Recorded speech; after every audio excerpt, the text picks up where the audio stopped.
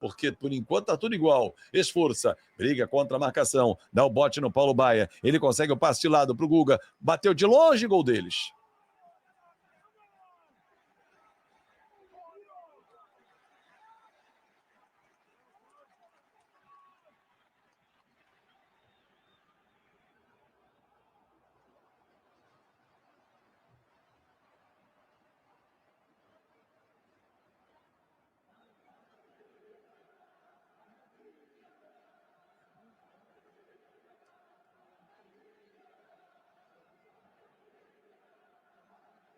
A entrada da área do Vasco, Nuno tentou dar o bote ali, o Guga sozinho. Teve espaço, o Guga sozinho, meteu um canudo. Sem chance pro Léo Jardim. Já tentou de mão trocada.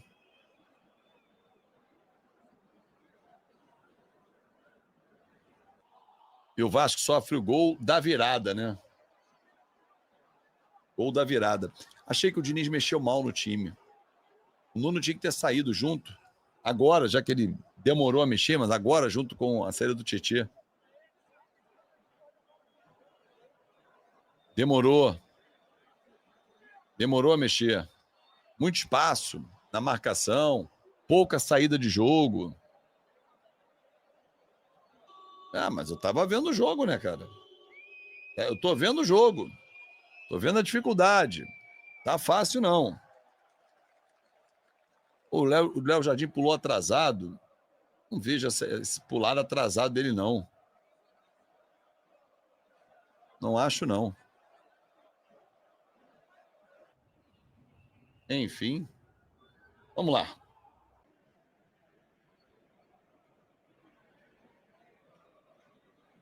Agora, o jogo de hoje, mais uma vez, termina o jogo. Mostra que o Vasco não tem poder de reação quando sai perdendo o jogo, né? É impressionante como o Vasco não tem poder de reação ao tomar o gol. O Vasco tomou o gol e ficou estático, né? Não conseguiu ter poder de reação para pressionar o time adversário, criou 2 chances e mais nada. Depois daquelas 2 chances no primeiro tempo, o Vasco não fez absolutamente mais nada. Eu também não sei, João Paulo, por que o Vasco não coloca o Garré. Por que o Adson entra? O que justifica o Adson entrar? O que justifica o Adson entrar? Uma boa? Eu não vejo. Eu não vejo explicação para o Adson entrar. Ele não consegue entrar bem há algum tempo. Não é de hoje, não. Tá? Há algum tempo que ele não entra bem, não voltou bem da cirurgia. Então, assim, não pode ser a primeira opção para entrar no jogo. Não pode. Segura ele um pouquinho mais, prepara ele melhor agora nessa parada do Mundial de Clubes. Mas, cara, numa boa, ele não pode ser a primeira opção do Vasco. Ele morreu com 4 substituições. Eu falei isso. Ele falou que ele vai botar o esforço só e vai ficar com 4 substituições, podendo tirar o Nuno e oxigenar o time. O Grêmio não ganha de ninguém, nem se preocupe. O Hugo tá dizendo que o Grêmio não ganha do Bahia, aí não bota o Vasco na zona de rebaixamento, né? Cara, não dá para contar com isso, né? Agora, desculpa, Fábio, mas o Vasco não tem elenco. Cara, eu acho que tem algumas peças que precisam render. Se não, meus amigos, isso aqui que é um fato que é muito preocupante. Ninguém que voltou de cirurgia voltou bem. Paulinho, Jair, Adson, que já voltaram de cirurgia. Alguma coisa tá errada, cara. Por que os caras não voltam bem? E são só os nossos que não voltam bem. E na base, Eric, por exemplo, tem um cara para ser aproveitado, chamado Zuccarello. Tem um outro para ser aproveitado, chamado GB. Por que eles não entram? Por que eles não vão para o banco? Eles não estavam no banco hoje. Por que eles não vão como opção? Eu não sei. Eu não sei por que eles não aparecem como opção. Não sei mesmo, sinceramente. Entendeu? Então, assim, Gol contra foi vacilo do Léo Jardim. O Léo também vacilou. Mas se você parar para pensar, a defesa toda e olhar o lance, a defesa toda falhou.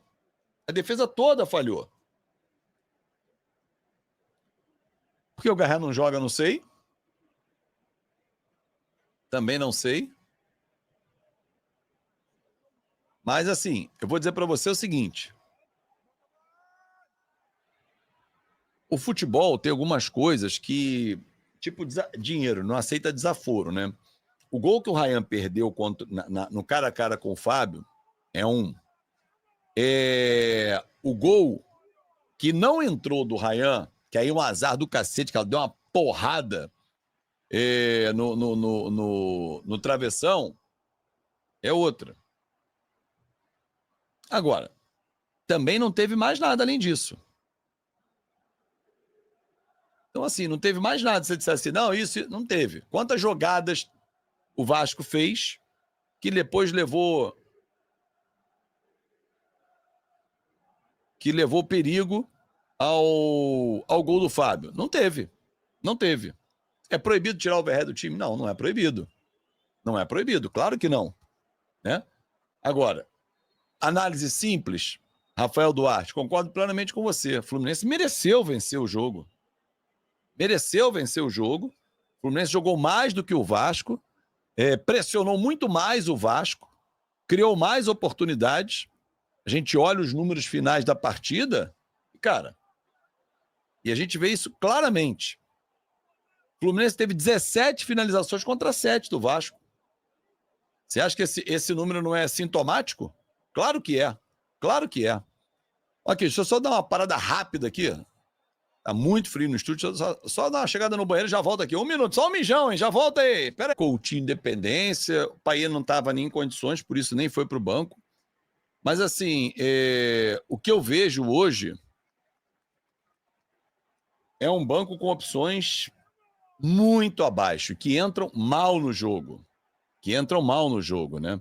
E isso chama atenção. O time foi medroso, tínhamos condições de ter ganhado esse jogo. O problema é que esse time, quando toma um gol, se perde em campo. Esse é um detalhe, Juan, que a gente observou de novo.